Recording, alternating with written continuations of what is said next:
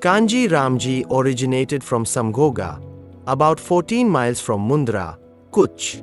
He had a religious proclivity since childhood.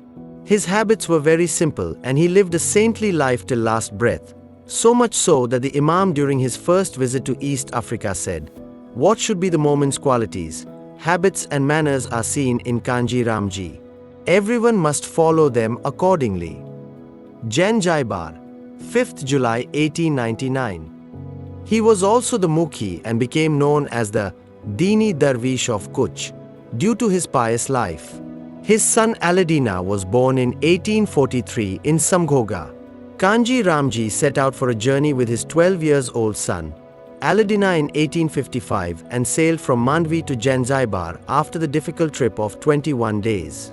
Alidina was confided to the care of his uncle Ismaili Ramji. Alidina slowly managed the shop.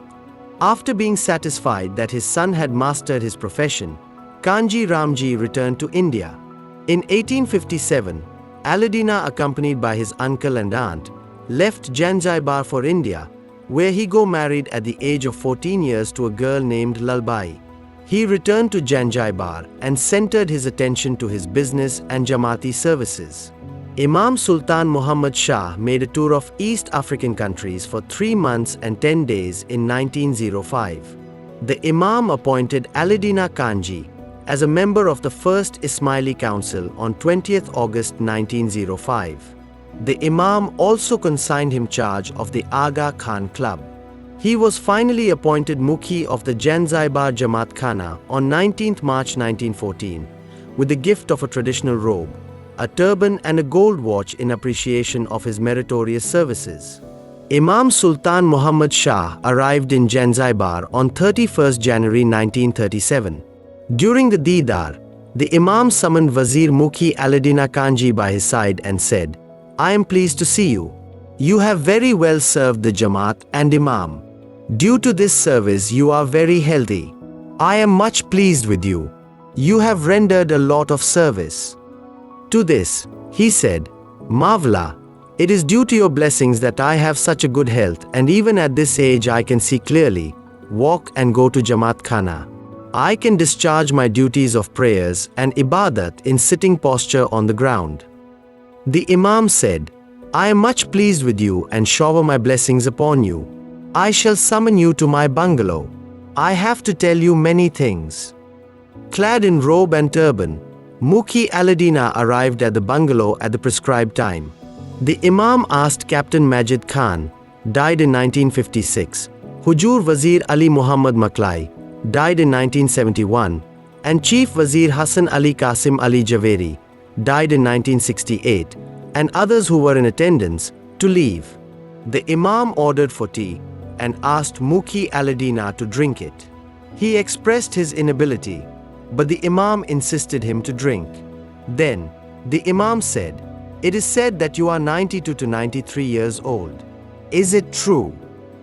The Mukhi agreed. The Imam said, "Who can say that you are so old? God has blessed you with good health, so you still look young." The Mukhi said, "Mawla, you and only you are my Lord. I am enjoying such a healthy life only due to your kind and merciful blessings." The Imam said, "You have a perfect faith like your father Kanji Ramji. He was also a great devotee. Hearing your talk, I remember the soul of your father." When the Imam mentioned the name of his father, Mukhi Alidina wept profusely and tears burst out of his eyes. The Imam took a handkerchief from Mukhi's jacket and wiped his tears with his own hand. When Wazir Mukhi Alidina gained peace and composure, he humbly said, "Mawla, I have 3 wishes." The Imam allowed him to state the wishes with the assurance that they would be granted. He said, "Mawla, my first desire is to extend the span of my life up to your diamond jubilee." The Imam said, "How can that be possible? You have already attained 92 to 93 years of age. You are asking for 10 years more of life. Even the insurance company will decline the risk of your life. How is it possible?" Mukhi said reverently that he cherished the desire to see the occasion of the Diamond Jubilee. The Imam said, "All right, your wish is granted. Inshallah, you will certainly see my diamond jubilee. Now let me know your second wish." The Mukhi said, "Grant an integrity of my Iman till I breathe my last." The Imam said, "Your wish is granted." In his third wish, he urged that the name of the Mawla should remain on his tongue at the time of parting forever from this earthly world. The Imam repeatedly granted all the three wishes with assurance and best blessings. The Imam attended a garden party on 7 February 1937, hosted by Count Ghulam Hussain Jinni, 1891 to 1983, at the Aga Khan Club. The distinguished persons, including the ruler of Zanzibar, attended it: Sultan Syed Khalisa bin Harun, the resident, governor, Sir Richard Rankins, etc. The Imam introduced Mukhi Alidina to them and said, "Look at my young devotee. How healthy he is at such an advanced age.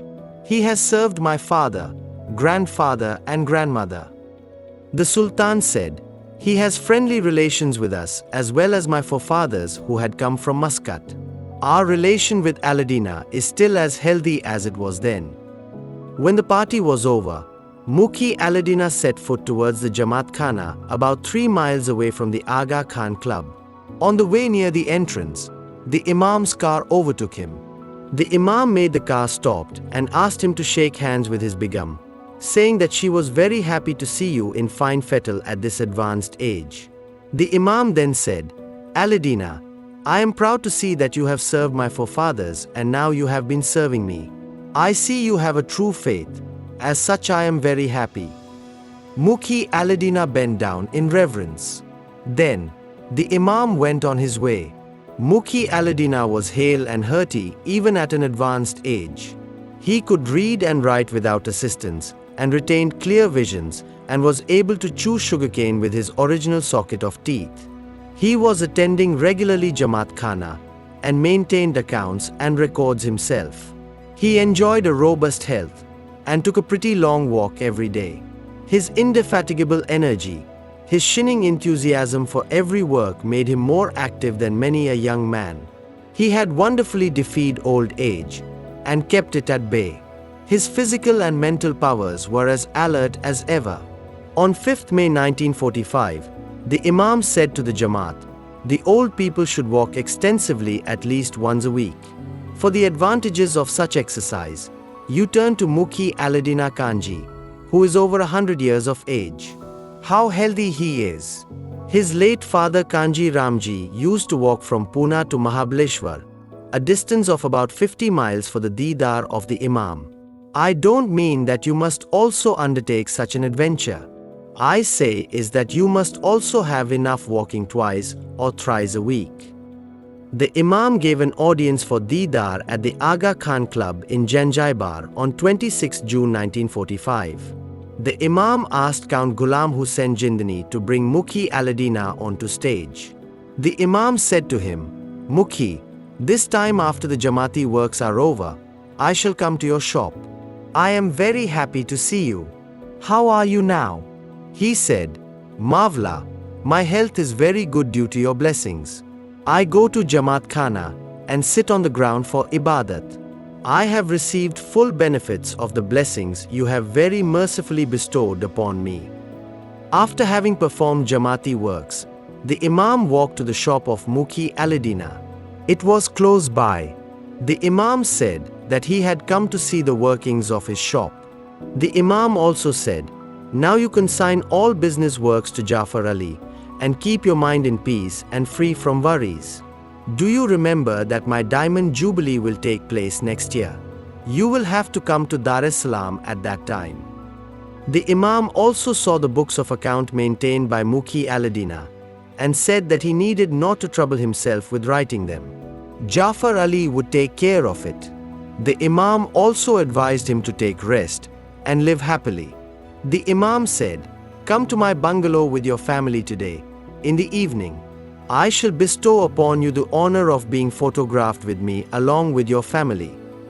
Wazir Mukhi Alidina Kanji and his family went to the bungalow, where the Imam was photographed with them. On 2nd August 1946, He was called in presence of the Imam through Count Jindani. The Imam said that on 10th August, the Diamond Jubilee would be celebrated and added, "Mukhi, I have conferred you the titles of Wazir upon the persons whose services are less than yours. However, when I mentioned about granting the title of Wazir on you, you have asked for blessings instead of the title. I have bestowed many blessings on you." Putting his blessed hand on his shoulder and head, the Imam said that all his wishes had been accomplished and asked if there were any more. Mukhi implored in reverence, "Mawla, give me life till you come again." The Imam smiled and said that since all his wishes had been fulfilled, it was enough. However, the Mukhi was not disappointed, and the Imam continued to say, "I don't say that you will be alive till I visit Zanzibar again, but inshallah, you will be very much there when I visit Africa again. Then you will be free." During the celebration of the Diamond Jubilee in 1946, the Imam also grazed a Deedar to the Jamaat in the club. The Imam made Wazir Mukhi Alidina Kanji sit by his side and told the Jamaat, "Today, the Jamaats of the entire world see Mukhi Alidina. All the Jamaats see my great devotee, who is about 103 years old. He has rendered excellent services to me. All the Jamaats should see Mukhi Alidina Kanji, who is on stage, before returning home." The Imam repeated once again, "Look, Mukhi Alidina Kanji with your own eyes, Khana Abad." In Zanzibar, the Tangnika Standard published in its issue of 20th May 1948 that Wazir Alidina Kanji, a well-known Zanzibar merchant and follower of the Aga Khan, celebrated his 107th birthday last week. He came to Zanzibar 92 years ago, and during the Diamond Jubilee celebrations in Dar es Salaam, His Highness the Aga Khan conferred him the title of Wazir. The Imam visited Kampala on 6 July 1948. However, Wazir Mukhi Alidina was suffering from urinary problems. He was admitted to a hospital. The doctor said to Jafar Ali that such an ailment was common to young people. As Mukhi, though very old, retained health and spirit, he should feel relieved by a minor operation. After 3 days he was discharged from the hospital, but it was followed by a trouble with digestion. He was fully conscious till the end. Shortly before the final curtain, he sipped the holy water and some milk. He spoke at the final moment, "Ya Sultan Muhammad Shah, I beseech your protection." The name of the Imam was on his tongue till his soul left the earthy body forever. In the meantime, Count Abdullah Hashim Gangji, 1906 to 1982, came to see Wazir Mukhi Alidina on 16 July 1948. He said to the Mukhi that he had been commanded to see him in Nairobi before going to see the Imam. The Imam also told him to inquire whether the Mukhi had to make any request. The Mukhi said that there was nothing, and that his time to bid farewell to this world was near. The Mukhi also said, "I am very highly indebted to Mawla for keeping my faith safe till the end. I wish to submit my humble thanks for that blessings." Finally, on 23 July 1948, he left for the heavenly abode. The Imam sent the following message from Kampala on 26 July 1948. "Convey my most loving blessings and affectionate thoughts for the soul to the family of the beloved Wazir Alidina Kanji. I am happy that he lived till I came to Africa. I hope his grandson will follow the tradition of his grandfather and great-grandfather."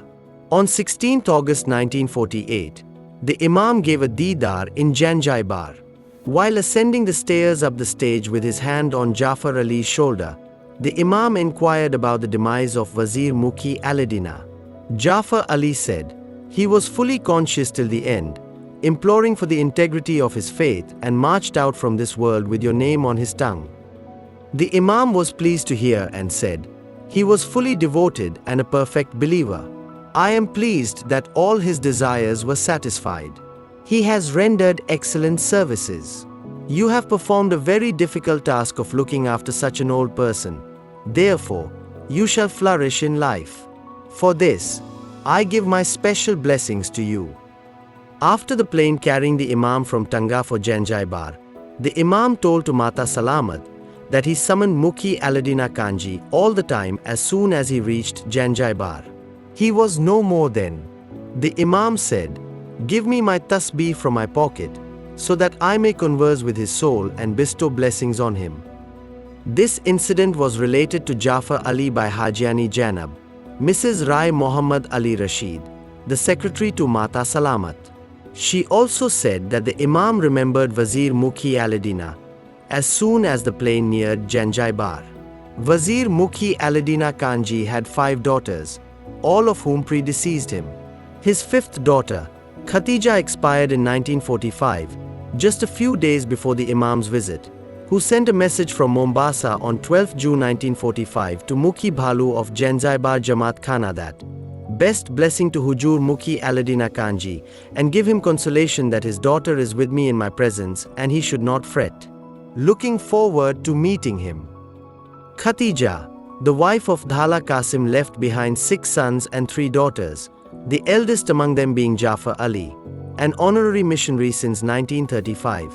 The Imam showered blessings on him in 1937 in Zanzibar for his success in his way's activities. In 1959, Hazar Imam honored him with the title of Wazir.